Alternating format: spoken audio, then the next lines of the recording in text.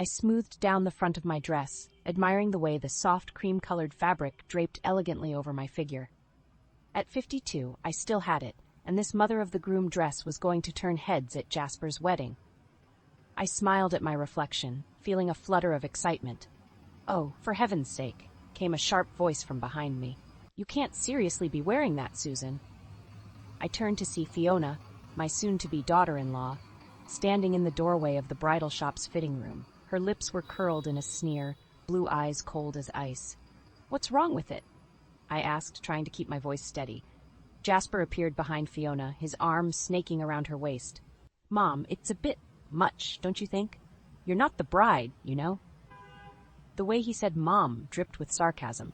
Even after 5 years of marriage to his father, Jasper had never truly accepted me as family. "I think it's lovely," I said, lifting my chin. "Clark, honey, what do you think?" My husband stepped into view, his eyes darting nervously between me and his son. "Well, it's nice, dear, but maybe something a little less showy?" I felt my cheeks burn. "Showy? It's cream-colored, for goodness sake. It's hardly a sequined showgirl costume." Fiona laughed, a sharp, cruel sound. "Oh, Susan, why are you even trying so hard? You're just a placeholder, you know? A fake mother." The words hit me like a slap. I looked to Clark, silently pleading for him to defend me. But he just stood there, silent and useless as always. "That's a bit harsh, don't you think?" I managed to say, my voice barely above a whisper. Jasper shrugged. "She's not wrong, though. I mean, let's be real. You're not my mom. You're just the woman my dad married after she died." I felt my carefully constructed composure crumbling. "I've been in your life for 5 years, Jasper. I've tried so hard." "Save it," Fiona interrupted. "We don't need your fake motherly act. Just tone it down, okay? It's embarrassing." I looked at each of their faces. Fiona's smug satisfaction, Jasper's cold indifference, and Clark's weak, apologetic smile. Something inside me snapped. "Fine," I said, my voice low and dangerous. "You want me to tone it down? I'll do better than that. I won't show up at all." Jasper rolled his eyes. "Don't be dramatic, Susan. Just pick a different dress and—" "No," I cut him off. "I'm done trying to fit into this family. I'm done being the punching bag, the outsider, the placeholder. You want me gone? You got it." I stormed past them, still wearing the beautiful cream dress. Clark called after me, but I ignored him. As I burst out of the bridal shop onto the busy street, I felt a strange mix of pain and exhilaration. For 5 years, I'd tried to be the perfect wife and stepmother. I'd cooked, cleaned, supported, and loved, only to be met with contempt and rejection at every turn. Well, no more. As I hailed a taxi, a plan began to form in my mind. They thought I was just a placeholder? I'd show them exactly what happened when you pushed this placeholder too far. The taxi pulled up and I climbed in, my cream dress billowing around me. "Where to, ma'am?" the driver asked. I met his eyes in the rearview mirror and smiled. "Home. I've got a wedding to cancel."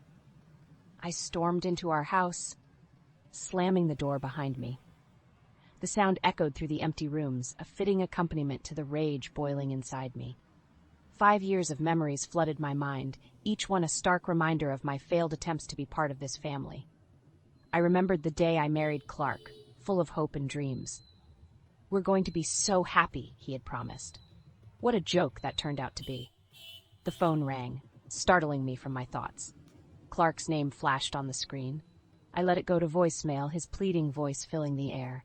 "Susan, please, come back to the shop. We can work this out. Jasper didn't mean—" I deleted the message before he could finish. Of course, Jasper didn't mean it. He never did, according to Clark. My eyes fell on a family photo on the mantel. It was from last Christmas, Clark, Jasper, and me. We were smiling, but I remembered the argument that had preceded it. Jasper had thrown a fit about me being in the picture. "She's not family," he had yelled. "Why does she have to ruin everything?" Clark had sighed, looking away. "Son, please, just one photo, for me." I picked up the frame, my fingers tracing the fake smiles.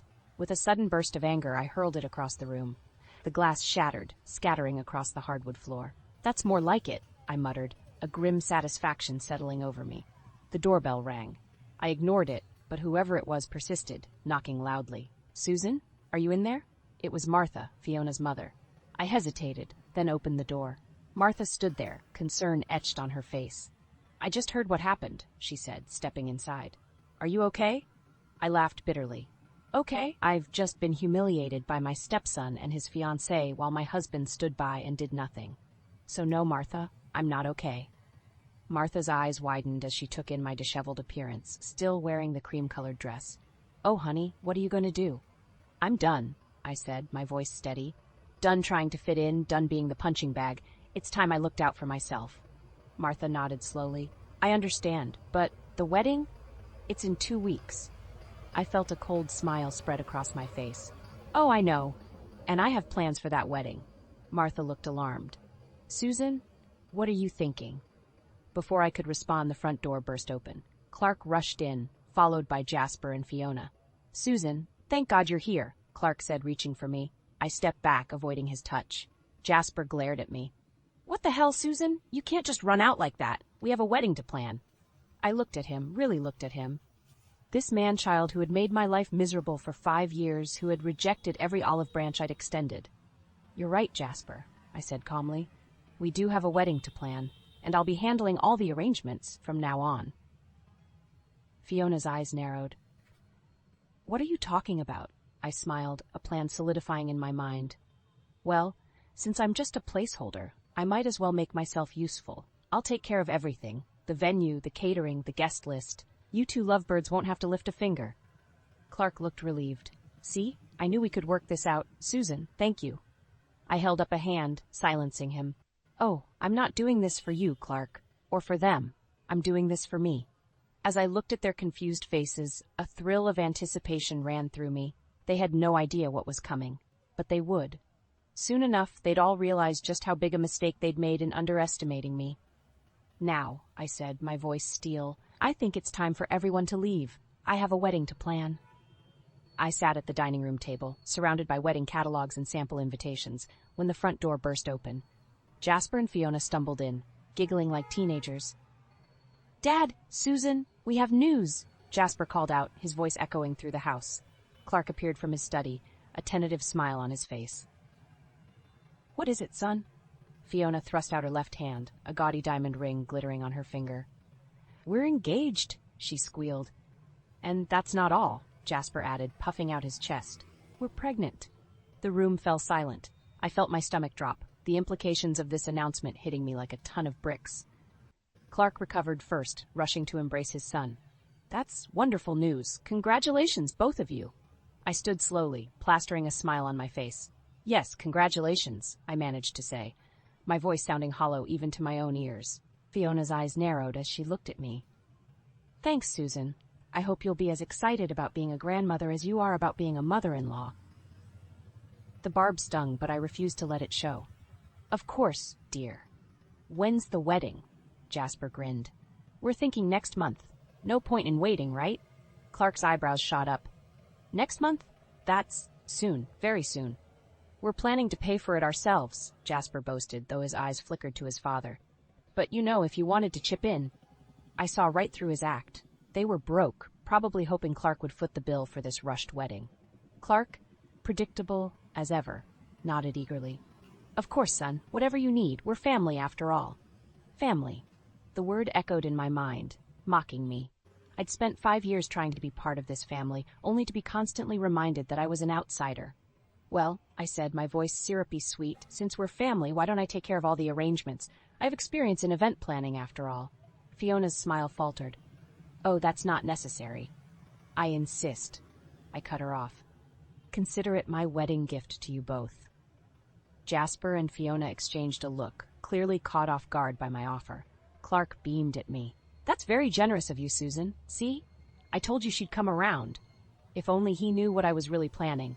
Great. I clapped my hands together. Let's start with the guest list. I assume you'll want all your college friends there, Jasper? And Fiona, your entire extended family? They nodded, looking slightly overwhelmed. Perfect. I'll need their contact information. Oh, and we'll need to book the venue, the caterer, the florist. So much to do in just a month. As I rattled off tasks, I could see the reality of their hasty decision setting in. Fiona's face paled, while Jasper's confident smirk began to waver. Maybe we should wait, Fiona started to say, but Jasper cut her off. No, we can do this. Right, Susan? I smiled, a plan already forming in my mind. Of course we can. Leave everything to me. As they left the room, discussing baby names and honeymoon destinations, I turned to Clark. "Darling, I'll need access to our joint account for the wedding expenses." He nodded absently, still beaming with pride over his son's news.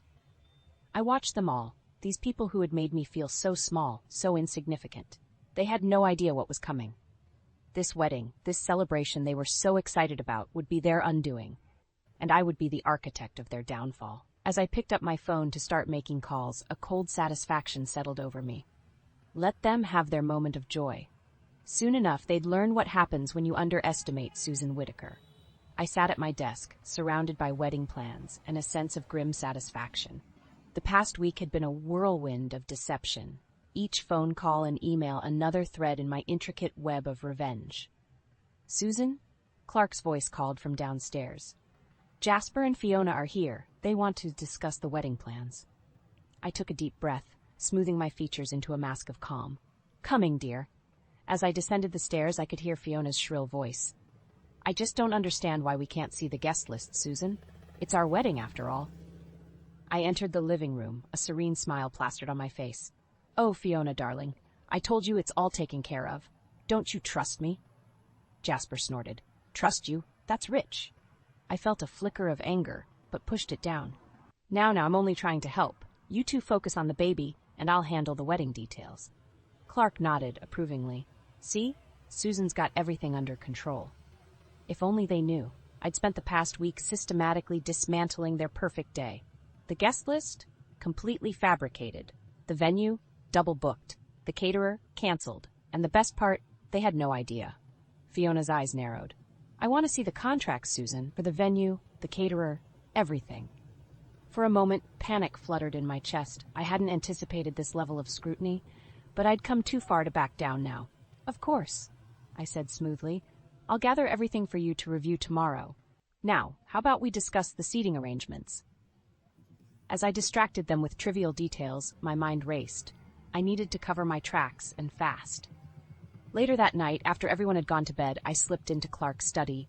His computer held all our financial records, including the wedding expenses. With trembling hands, I logged in and began creating false invoices and contracts. Hours passed as I fabricated an entire paper trail. By the time the first rays of sunlight crept through the window, I had a stack of convincing documents ready for Fiona's inspection. But as I shut down the computer, a notification popped up. An email from the bank, flagging unusual activity on our joint account. My heart stopped. In my haste to create the illusion of wedding preparations, I'd made too many transactions. The bank was suspicious. I quickly deleted the email, but the damage was done. It was only a matter of time before Clark noticed the discrepancies. The next morning, I handed Fiona the folder of fake documents with a smile. "Here you go, dear. Everything you need to know about the wedding plans." Fiona flipped through the pages, her brow furrowing. "This all looks expensive." "Only the best for family," I said, the words tasting bitter in my mouth. As Fiona and Jasper pored over the documents, Clark pulled me aside. "Susan, did you see that email from the bank? There's something odd about our account." I felt the walls closing in. My carefully constructed plan was unraveling faster than I could patch it. "Oh?" I feigned ignorance. "I'm sure it's nothing, dear. Probably just all the wedding expenses." Clark frowned. "Maybe, but I think I should call the bank just to be sure." As he reached for his phone, I made a split-second decision. It was time to accelerate my plans. "Actually, Clark," I said, my voice steady despite my racing heart, "there's something I need to tell you, all of you." 3 pairs of eyes turned to me, curious and unsuspecting. In that moment, I realized there was no turning back. The truth was about to come out, one way or another. I took a deep breath, steeling myself for the storm that was about to break. About the wedding. There's been a slight change of plans. The morning of Jasper and Fiona's wedding dawned bright and clear, a stark contrast to the storm brewing inside me. I stood in front of my closet, bypassing the expensive mother-of-the-groom dress I'd bought weeks ago. Instead, I pulled on a pair of jeans and a casual blouse. Today wasn't about blending in, it was about standing out. As I made my way downstairs, the house was eerily quiet. Clark had left early to help with preparations, but I knew better. My husband was about to walk into the chaos I'd meticulously orchestrated. I grabbed my car keys and headed to the venue. As I pulled into the parking lot, I saw Jasper pacing outside, phone pressed to his ear. Fiona sat on a nearby bench, her white dress billowing in the breeze, mascara streaking her cheeks. "What do you mean you never got a booking?" Jasper was shouting into his phone. "The wedding is today?" I approached slowly, savoring the moment. "Is there a problem?" I asked innocently. Jasper whirled on me, his face contorted with rage. "What did you do?" he demanded. I smiled calmly. "I did what needed to be done." Fiona stood up, her voice trembling. "Susan, please tell me this is some kind of mistake. Where are the guests? The caterers? Anyone?"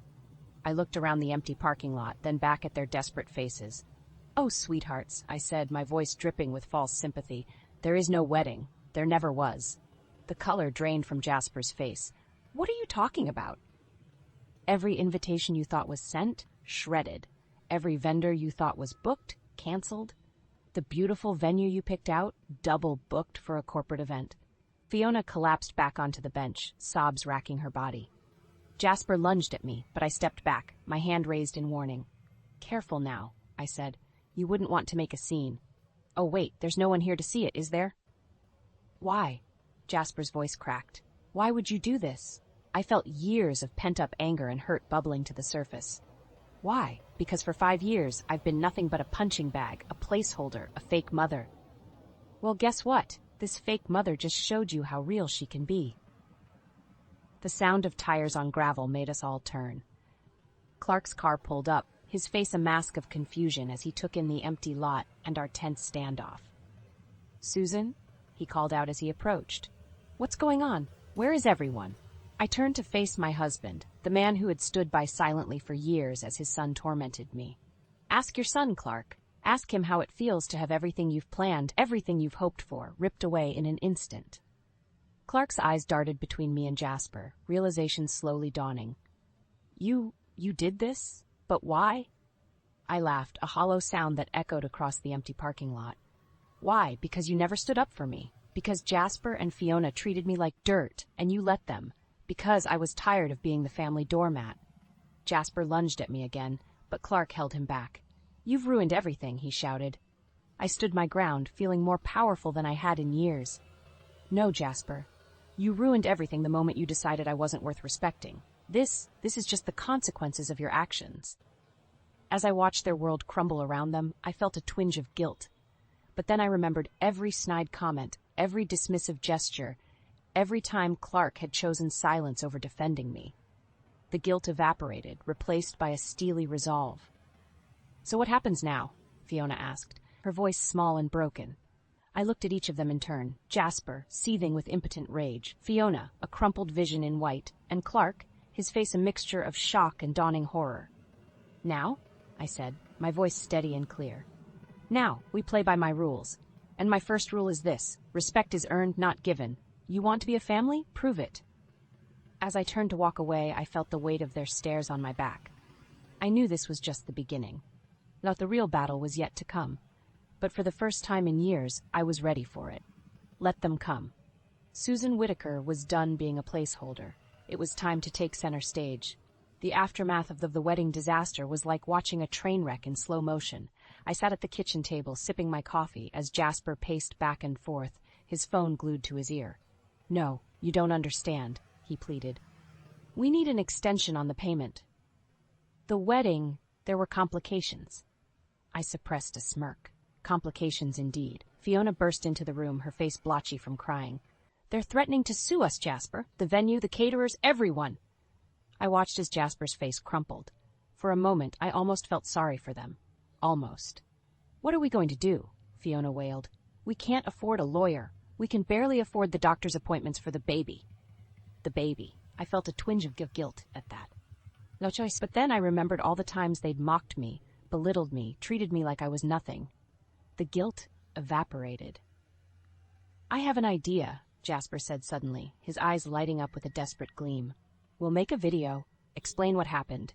People love a comeback story, right? We'll go viral, start a fundraiser. It'll be bigger than the wedding ever was." I couldn't help it. I laughed. The sound cut through the room like a knife, and they both turned to stare at me. "Oh, honey," I said, my voice dripping with false sweetness. "Do you really think anyone's going to believe that your evil stepmother sabotaged your perfect day? You'll be laughed off the internet." Jasper's face contorted with rage. "This is all your fault," he shouted, advancing on me. "You've ruined everything." I stood my ground, meeting his gaze coolly. "No, Jasper, you ruined everything the moment you decided I wasn't worth respecting. This is just karma." The front door opened and Clark walked in, his face haggard. He took in the scene before him, Jasper's clenched fists, Fiona's tears face, my calm demeanor, and sighed heavily. "Susan," he said, his voice weary. "Can we talk? Privately?" I followed him into his study, closing the door behind us. Clark collapsed into his chair, looking every bit his 54 years. "I've been to the bank," he said. "The wedding expenses. Susan, what have you done?" I raised an eyebrow. "I did exactly what you asked me to do, dear. I handled the wedding arrangements." "By emptying our accounts," he exploded. "By canceling everything and leaving us in debt?" I leaned forward, my voice low and dangerous. "No, Clark. By showing you all exactly what it feels like to have everything you've worked for, everything you've hoped for, ripped away in an instant, just like you've done to me for the past 5 years. Clark's face paled. "Susan, please. We can fix this. I'll make it up to you, I promise. Just help Jasper and Fiona. They're expecting a baby, for God's sake." I felt a flicker of doubt. Was I taking this too far? But then I remembered all the times Clark had stood by silently as Jasper and Fiona tore me down. All the times he'd chosen his son's happiness over my dignity. "No," I said, my voice firm. "I'm done fixing your messes, Clark. It's time you all learned to stand on your own 2 feet. A knock at the door interrupted us. Jasper burst in, his face flushed with excitement. "Dad, I've got it figured out. We'll sell the house. It'll cover the debts, and we can start fresh somewhere else." I froze. The house. My house. The one thing I had left that was truly mine. Clark looked at me, a glimmer of hope in his eyes. "Susan, what do you think? It could be a fresh start for all of us." I looked between them, these men who thought they could still control my life, still make decisions for me.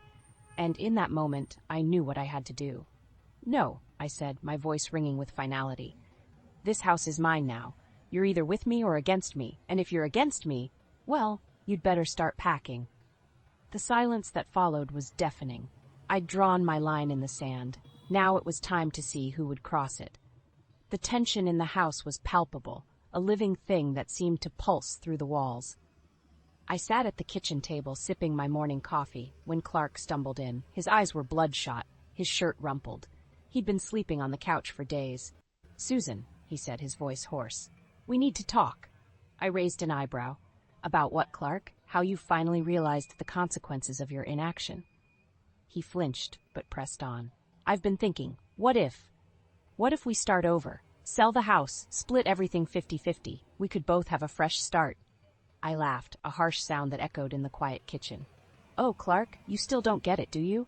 This house is mine now. You're either with me or against me." His face crumpled. "Please, Susan, I know I've made mistakes, but—" A crash from upstairs interrupted him. Jasper's voice rang out, followed by Fiona's sobs. Clark and I exchanged a look before rushing upstairs. We found Jasper in his old room, frantically shoving clothes into a duffel bag. Fiona sat on the bed, her pregnant belly prominent, tears streaming down her face. "What's going on?" Clark demanded. Jasper whirled on us, his eyes wild. "We're leaving. I can't take this anymore. This isn't a home. It's a prison." I felt a flicker of satisfaction, quickly replaced by a twinge of guilt as I saw Fiona's distress. But I steeled myself. They'd made their bed. Now they had to lie in it. "And where exactly do you plan to go?" I asked coolly. "You're broke, in debt, and about to have a baby. Face it, Jasper, you need us." He lunged at me, but Clark stepped between us. "Son, calm down. We can figure this out." "Figure what out?" Jasper shouted. "How she's ruined our lives, how she's turned you against me." I'd had enough. "I didn't ruin anything, Jasper. You did that all on your own. Your entitlement, your disrespect, it all led to this moment." Fiona stood up, her voice trembling. "Please, Susan. If not for us, then for the baby, your grandchild." The word hit me like a slap. Grandchild. I'd never thought of myself in those terms. For a moment I wavered. But then Clark spoke up. "Susan, honey, please, let's work this out. We can be a family again." And just like that, my resolve hardened. "Family?" I spat. When have we ever been a family? When Jasper was calling me a fake mother, when you stood by and let it happen? No, this ends now. I turned to Jasper and Fiona. You have two choices. Stay and live by my rules, or leave and fend for yourselves. But if you leave, don't expect any help from me.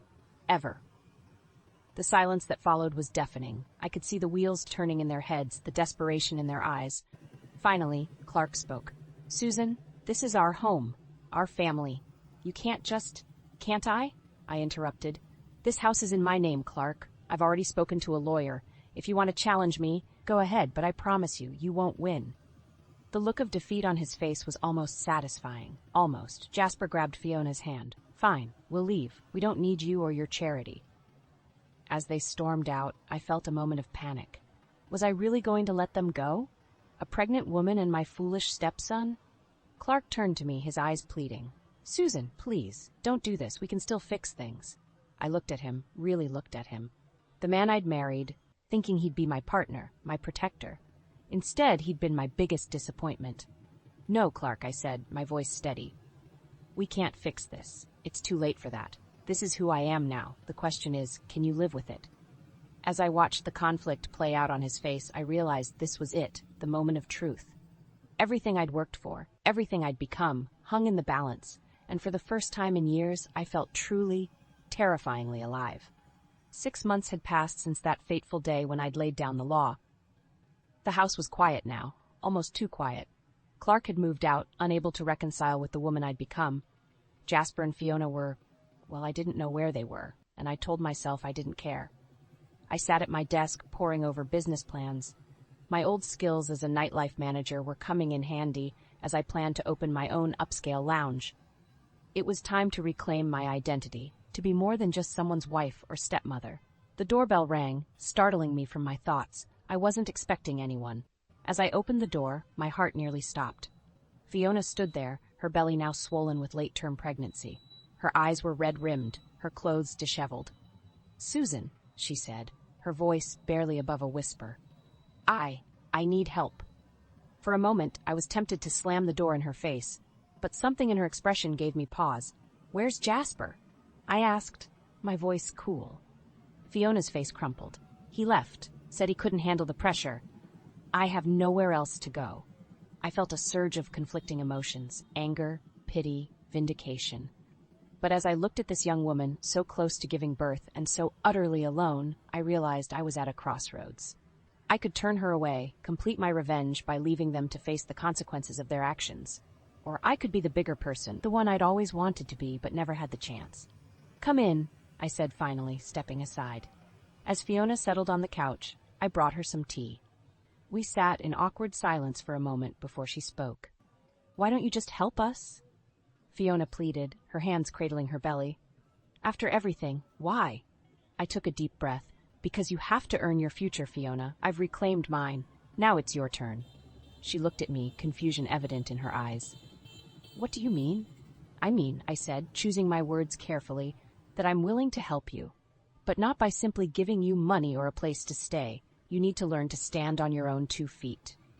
I explained my business plans, how I was starting over at 42. If you're willing to work, to really work, I'll give you a job, a chance to build something for yourself and your child. Fiona's eyes widened. You'd do that? After everything we did to you? I felt a weight lift from my shoulders. Yes, because that's who I choose to be now. Not a victim, not a villain, but someone who breaks the cycle. Just then, Fiona gasped, clutching her stomach. The baby, she whispered. I think it's coming. In that moment, all the anger, all the resentment I'd been holding on to for so long melted away. We rushed to the hospital, and hours later, I found myself holding my step-grandchild, a beautiful baby girl. As I looked down at her tiny face, I realized that this was my true vindication. Not in tearing others down, but in rising above, in being the person I'd always known I could be.